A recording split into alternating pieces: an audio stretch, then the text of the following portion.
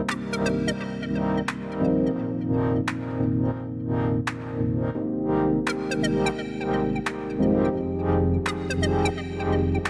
everyone. Welcome to another episode of GCC Wisdom. I'm delighted today to welcome Suzanne Leopoldi-Nichols. Suzanne has been a GBS leader on some of the most iconic companies and some of the early GBS setups, and of course, some new setups also.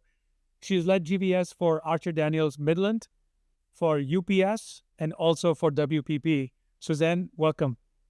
Thank you, Atul. Happy to be here. Wonderful.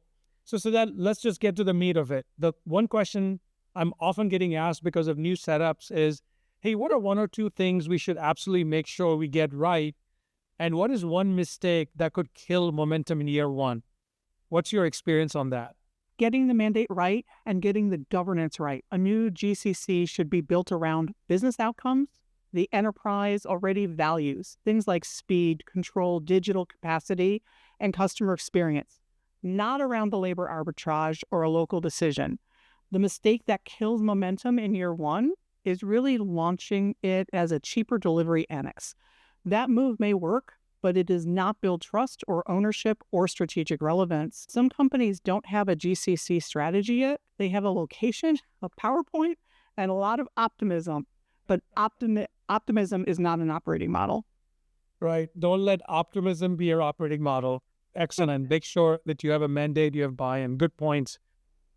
Suzanne, when you reflect on some of the shifts you've seen over the last, 18, 24 months, what are some of those that you are seeing leaders actually understand, but they haven't acted on yet? What would some of those be? Atul, really, it's the shift from service delivery to capability creation. Most leaders now say that GBS should own data, automation, insight, enterprise standards, but many still fund it, they govern it, and they measure it like a transactional factory. That's like asking for like a Formula One car and then evaluating it based on gas mileage.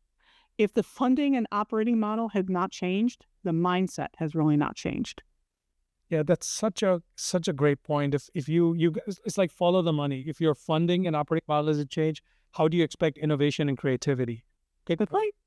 Right. On that point, Suzanne, when you think about measuring enterprise value, where are you seeing enterprise value that the board actually cares about beyond the efficiency metrics? And probably your last answer gave some of that away, but if you want to add to that. Boards really care primarily about three things: cash, resiliency, and growth enablement. When GBS improves working capital, when they strengthen controls, and they raise the service reliability, and that compresses cycle times and gives the enterprise reusable digital capability, it stops being an efficiency story and it becomes a performance story. That's when a board will start paying attention. Yeah, I love that, right? I mean, focus on the performance, focus on the value, and that's what drives the recognition that it's not just a cost play. Mm-hmm. So one of the other areas often that, leaders are getting asked about, and this is a talk constantly, I'm sure you can guess it, AI, right? So, Suzanne, when you look at it, where is AI changing outcomes today? And really, where leaders are confusing experimentation with impact. And everybody is talking about AI. I mean, it's been a topic for the last couple of years, and it's already improving outcomes where work is repetitive, very judgment heavy and measurable. Case triage, knowledge retrieval, collections, dispute handling, and agent assists, along with things like planning support and workflow orchestration. Leaders really confuse experimentation with impact when they celebrate the pilots, the co-pilots, and the demos without redesigning the process. They have to look at the control models and the accountability around them. A pilot proves interest, but the redesign proves the value. That's a good takeaway. Suzanne, when I think about new things, when I think about so much changing, one of the things we've also seen is, great leaders are also unlearning. When you think about GBS leaders, are there some beliefs or a belief that you think GBS leaders must unlearn so that they stay relevant over the next years? I would say that we really have to unlearn the belief that relevance comes from being efficient and agreeable in that next chapter, relevance is going to come from being architecturally important, owning the standards, the data, the automation, the intelligence, and the execution discipline across the enterprise. The future of GBS leaders is not simply running services. They're now shaping how the enterprise operates. And that's really what they have to focus on. Such a good point.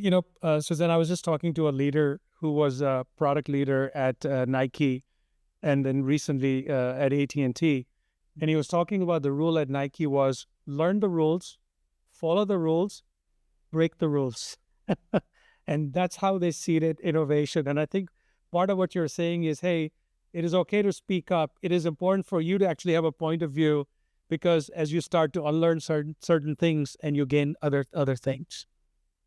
One of the first lessons I taught my children, know when to break the rules. Yeah.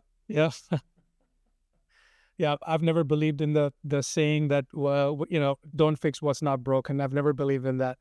You have an incredible experience in multiple very, leadership roles at GBS. Let's leave a word of advice to a new GBS leader or a GBS leader that's transitioned to a new organization. What advice would you get them? Hey, here's one or two things, get those right.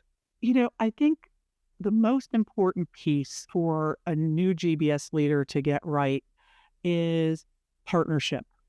Being able to partner with the business and to be able to understand what is important to the business. And if it's important to the business, you should be uber focused on it. When you try to focus on the cost, when you try to focus on the efficiency and not focus on the business and what they need, you're going to be very short-lived.